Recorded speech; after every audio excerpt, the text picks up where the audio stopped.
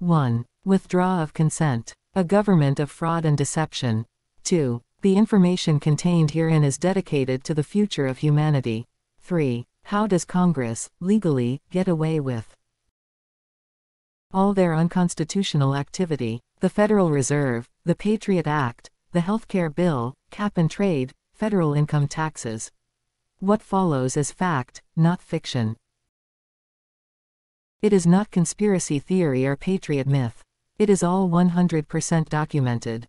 The truth is that the United States you believe to be a country is nothing more than a private, for-profit business operated by an unlawful Congress for the benefit of a handful of international bankers and controlled by the Vatican. America is a corporate, slave, plantation.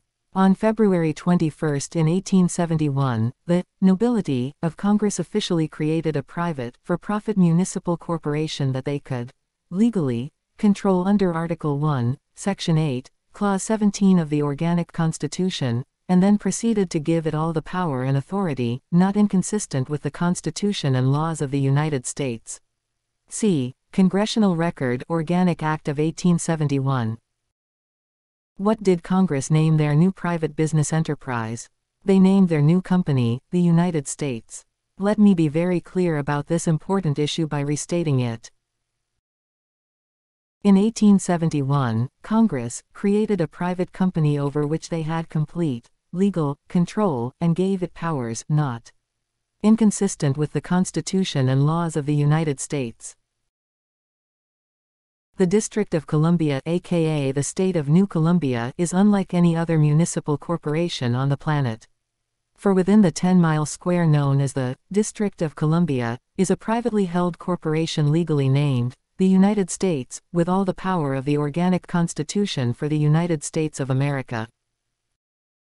Any participation within this private for-profit commercial entity is presumed to be a legally binding contract, based on our consent, to be adjudicated by them in their private commercial courts. Amazingly, most Americans still believe a legitimate government and system of law exists and they live in a free society. Sadly, nothing can be farther from the truth. Truth be told, the American people are nothing more than feudal serfs, slaves within a system of public policy that captures all corporate U.S. persons, assets through a deceptive but voluntary 14th Amendment U.S. citizenship. The fact is, every single courtroom currently operating within one of their state of franchises is a non-Article 3 legislative tribunal acting as collection agent for Congress's private, for-profit commercial business and administrator of FDR's corporate U.S. bankruptcy of 1933.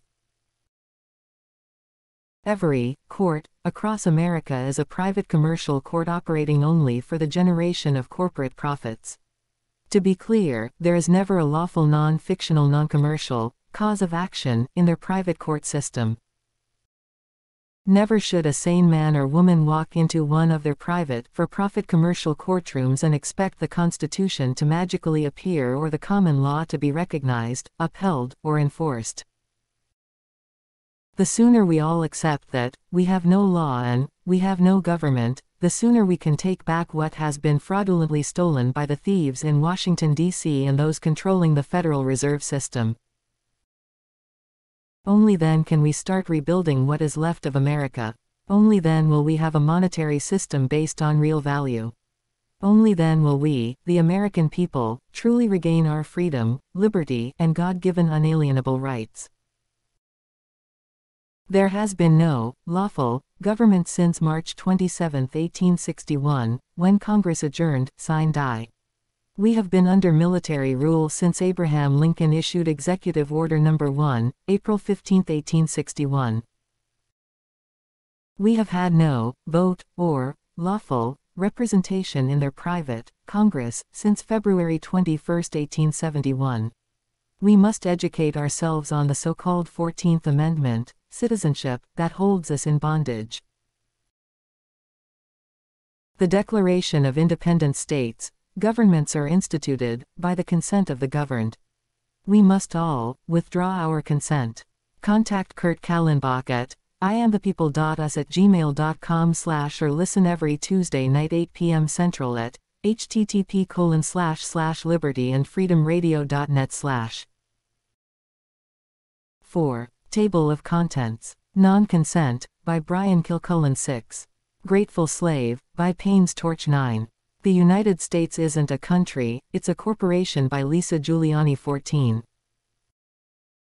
The District of Columbia Voting Rights. 19. U.S. Economic History That Ron Paul Wants Every American to Know, Part I, by Jeff Linsley. 20. U.S. Economic History That Ron Paul Wants Every American to Know, pt. 2, by Jeff Linsley. 24. U.S. Economic History That Ron Paul Wants Every American to Know, Part 3, by Jeff Linsley. 29. What Do You Really Know, by Nicole Terry. 35. The United States as a British Colony, by James Montgomery. 40. The New World Order. 58. The Executive Order. 60. The Lieber Code, General Orders 166. No Treason I, by Lysander Spooner. 81. No Treason II, The Constitution, by Lysander Spooner. 89. The 10 Causes of the War Between the States, by James W.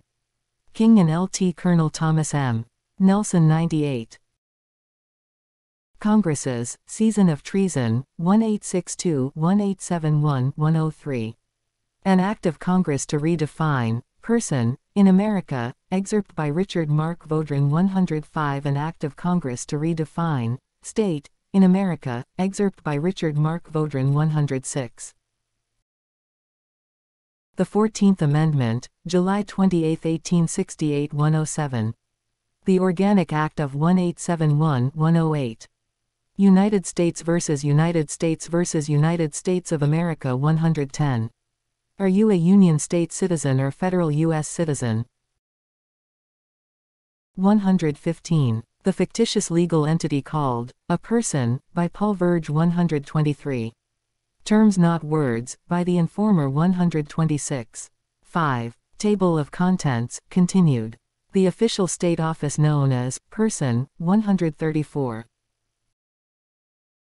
Do You Own Yourself, by Butler Schaefer. 142. The Unconstitutionality of the 14th Amendment, by Judge L. H. Perez. 146. The Non-Ratification of the 14th Amendment, by Judge A. H. Ellett. 158. Law vs. Legal, by Brother Gregory. 219. The Two United States and the Law, by Howard Freeman. 229. U.S. Law as Private Merchant Law. 234. The Other Side of the Constitutional Fence, Drawing. 241. The History of How We Were Put into the Commerce Game. 242.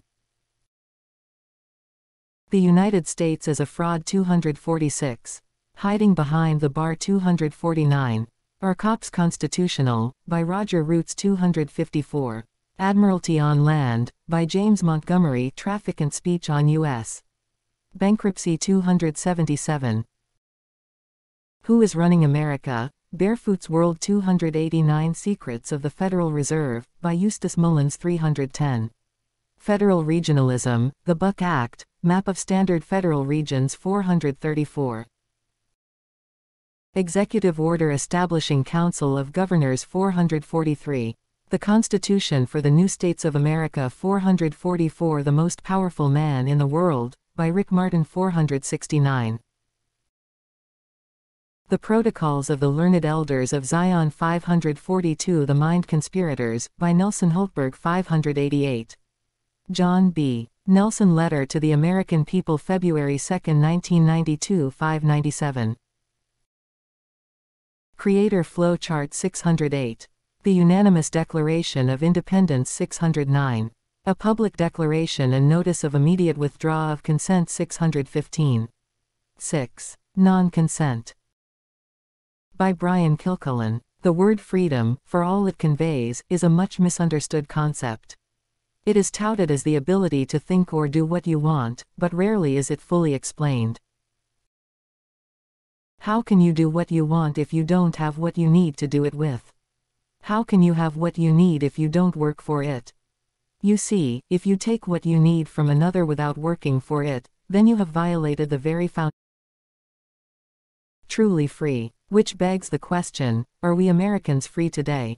Before you jump to answer, remember that you must act on your own volition and know to what you have actually agreed. Today though, I watch my fellow Americans pay blind subservience to a morally and financially bankrupt government, a fictitious entity that only exists by and through our collective consent. After all, governments are nothing, have nothing and can do nothing but by the will of the governed, the people. Makes you think, doesn't it? 7. At present, our nation is on the brink of insolvency. Our standing in the world, under any number of dynamics, is falling. Our government officials violate our nation's constitutional agreement and our trust on almost a daily basis, with impunity. We are subject to an ever-increasing tax burden with no regard to our assent. By any measure, most of us don't even trust, let alone believe our government any longer. Leaving me to wonder why any American would consent to its governance at all. Could it be that many of us only consent out of sheer ignorance? Perhaps we think that we can appease a thief, whether armed with a gun or dressed in a suit, by handing over just $1 more. Or, dare I say, do we only consent under duress, coercion? If so, then that is not consent at all, but madness. Yet, still consenting to such insanity, we profess to be the freest people in history. I put to you, that there is a misstatement here. And I see no mistake or illogic in my thinking, because you see, I know to what I consent, or more appropriately, what I no longer consent to. You see, I have studied what the law is and from where law in this nation derives, or should I say, from where it is supposed to derive. Where the illogical comes in, is that our government today is not following any law at all, neither the law to which they swore an oath Constitution nor the laws they themselves implement. And therein lays the key. Why should they? If we, a free people, and yes we are free, choose by ignorance, apathy or subservience, to consent to such lawlessness, then why would we expect anything different from those in our government? After all, if we don't care to what we consent, why should they care to what they abide? I put to my fellow Americans that we, as a nation, are no longer free. That we have, out of our own ignorance and apathy, willfully given up our freedoms. There is no other explanation. Free men are free to do whatever they wish, and if my fellow Americans choose to give up their freedoms, who am I to tell them otherwise?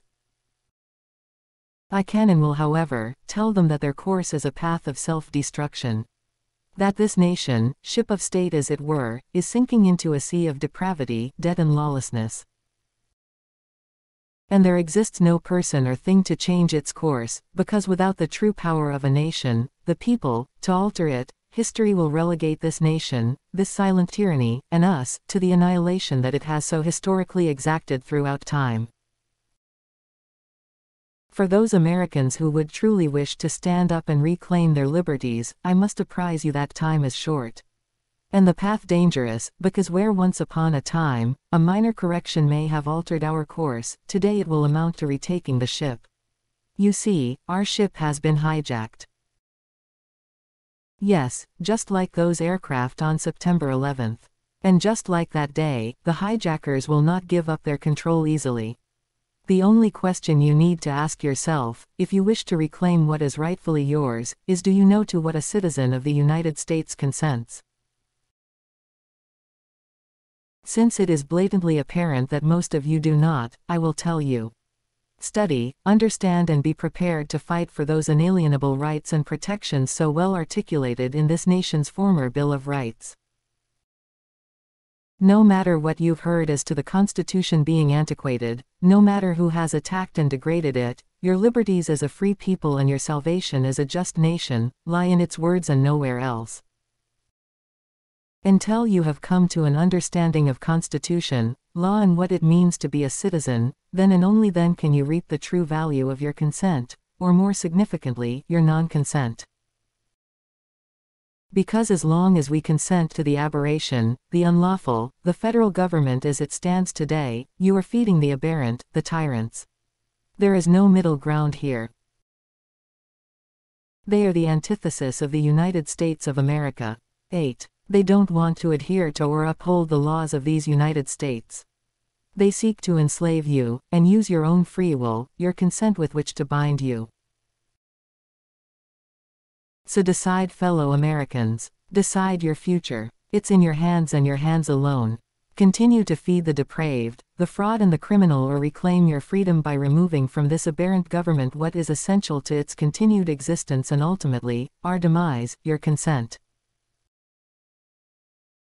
That being every man's inherent right to non-consent. Brian Kilcullen. Enemies in War. I shall assume that your silence gives consent.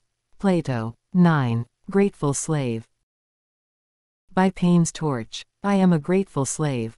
My master is a good man, he gives me food, shelter, work and other things. All he requires in return is that I obey him.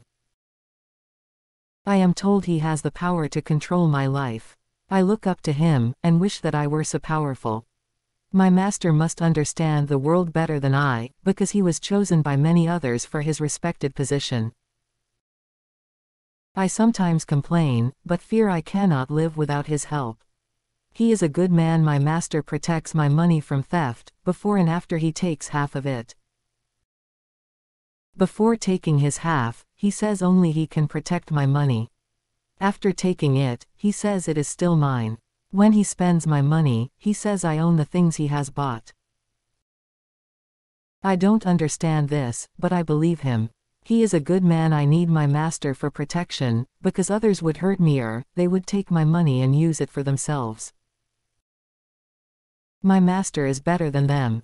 When my master takes my money, I still own it. The things he buys are mine. I cannot sell them, or decide how they are used, but they are mine. 10. My master tells me so, and I believe him. He is a good man. My master provides free education for my children. He teaches them to respect and obey him and all future masters they will have. He says they are being taught well, learning things they will need to know in the future. I believe him. He is a good man. My master cares about other masters, who don't have good slaves. He makes me contribute to their support. I don't understand why slaves must work for more than one master. But my master says it is necessary. I believe him. He is a good man. Other slaves ask my master for some of my money. Since he is good to them as he is to me, he agrees. This means he must take more of my money, but he says this is good for me. I ask my master why it would not be better to let each of us keep our own money. He says it is because he knows what is best for each of us. We believe him. He is a good man. 11. My master tells me, evil masters in other places are not as good as he, they threaten our comfortable lifestyle and peace. So, he sends my children to fight the slaves of evil masters. I mourn their deaths, but my master says it is necessary. He gives me medals for their sacrifice, and I believe him. He is a good man. Good masters sometimes have to kill evil masters and their slaves. This is necessary to preserve our way of life, to show others that our version of slavery is the best. I asked my master, why do evil masters' slaves have to be killed, along with their evil master? He said, because they carry out his evil deeds. Besides, they could never learn our system. They have been indoctrinated to believe that only their master is good. My master knows what is best. He protects me and my children. He is a good man. My master lets me vote for a new master every few years. I cannot vote to have no master, but he generously lets me choose between two candidates he has selected. I eagerly wait until election day, since voting allows me to forget that I am a slave. Until then, my current master tells me what to do. I accept this. It has always been so, and I would not change tradition. My master is a good man. 12. At the last election, about half the slaves were allowed to vote. The other half had broken rules set by the master, or were not thought by him to be fit. Those who break the rules should know better than to disobey. Those not considered fit should gratefully accept the master chosen for them by others. It is right, because we have always done it this way. My master is a good man. There were two candidates. One received a majority of the vote, about 1/4 of the slave population. I asked why the new master can rule over all the slaves, if he only received votes from 1/4 of them. My master said, because some wise masters long ago did it that way. Besides, you are the slaves, and we are the master. I did not understand his answer, but I believed him. My master knows what is best for me. He is a good man. Some slaves have evil masters. They take more than half of their slaves' money and are chosen by only 1/10, rather than 1/4, of their slaves. My master says they are different from him.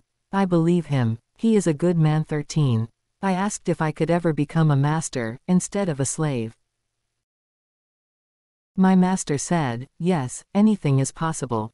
But first you must pledge allegiance to your present master, and promise not to abandon the system that made you a slave. I am encouraged by this possibility. My master is a good man. He tells me slaves are the real masters, because they can vote for their masters. I do not understand this, but I believe him. He is a good man, who lives for no other purpose than to make his slaves happy. I asked if I could be neither a master nor a slave.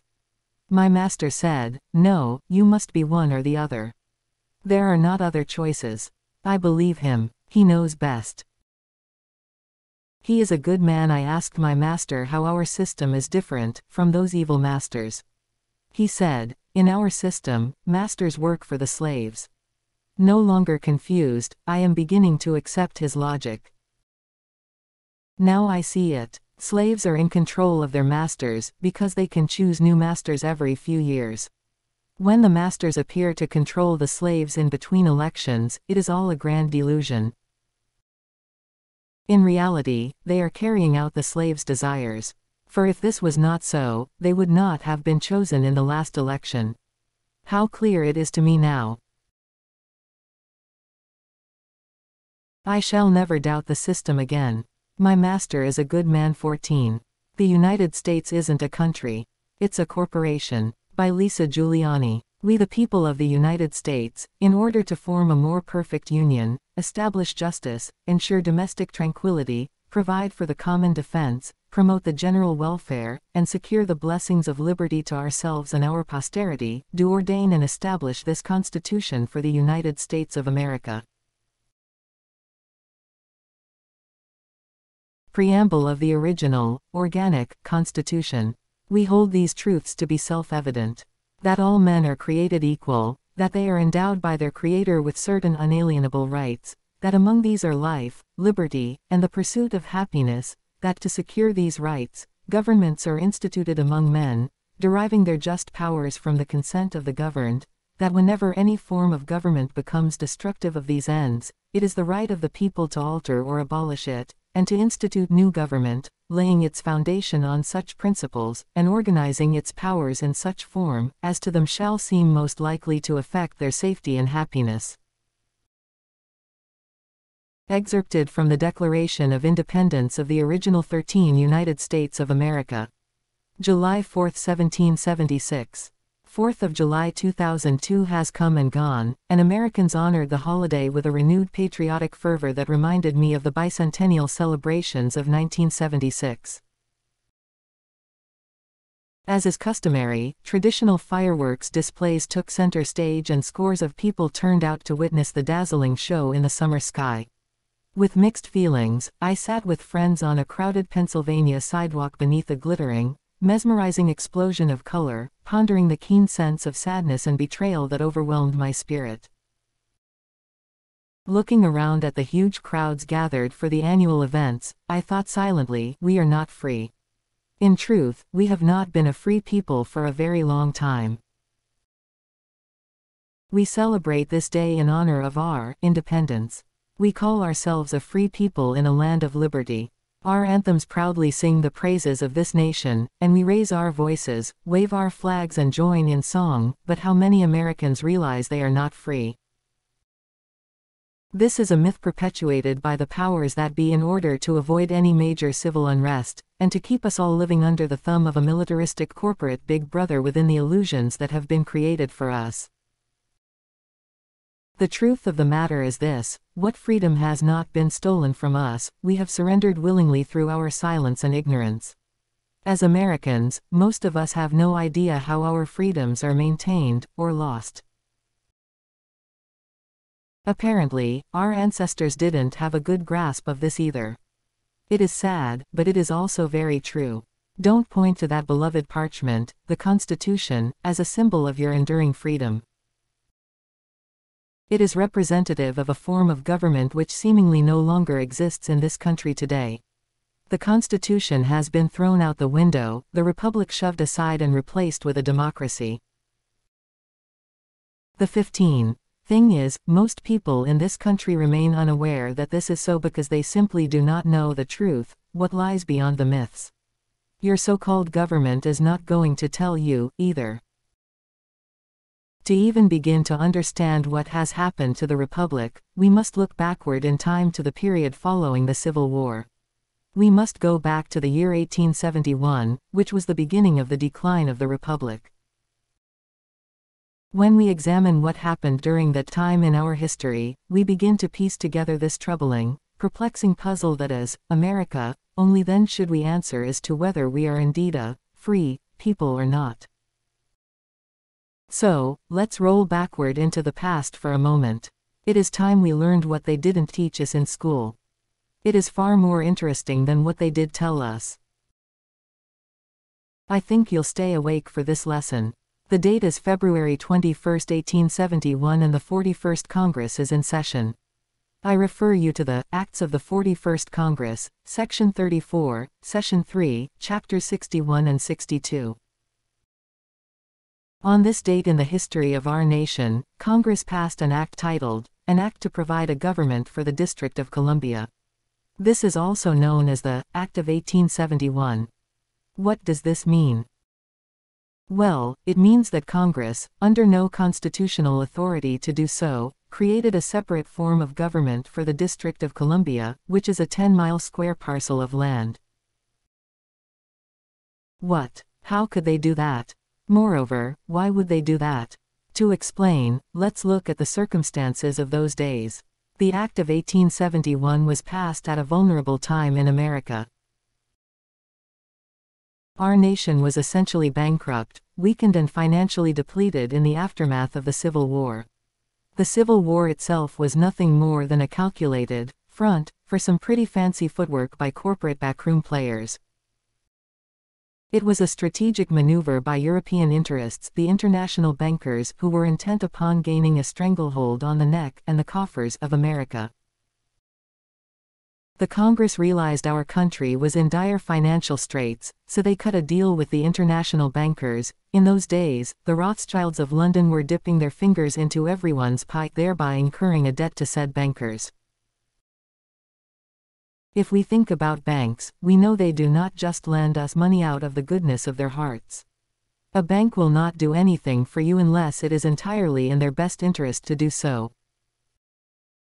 There has to be some sort of collateral or some string attached which puts you and me, the borrower, into a subservient position. This was true back in 1871 as well. The conniving international bankers were not about to lend our floundering nation any money without some serious stipulations. So, they devised a brilliant way of getting their foot in the door of the United